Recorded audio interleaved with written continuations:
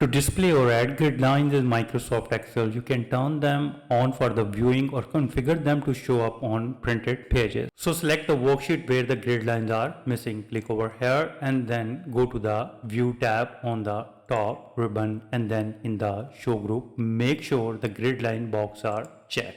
If grid lines still do not appear, ensure fill colors are not covering them by.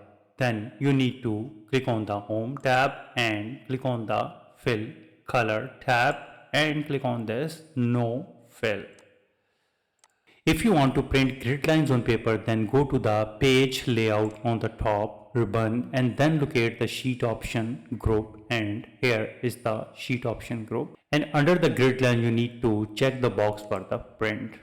Moreover, if you want permanent outline borders around specific cell, for this you need to highlight the cells you want to outline and then click on the Home tab and then click on the Borders drop down menu and select the All Borders and then Control P to go to the print preview. You can see that the grid lines added over here. So this is pretty simple and easy. I hope you understand how you can add grid line in Excel sheet. If you think this video is helpful, please support my channel. Thanks for watching.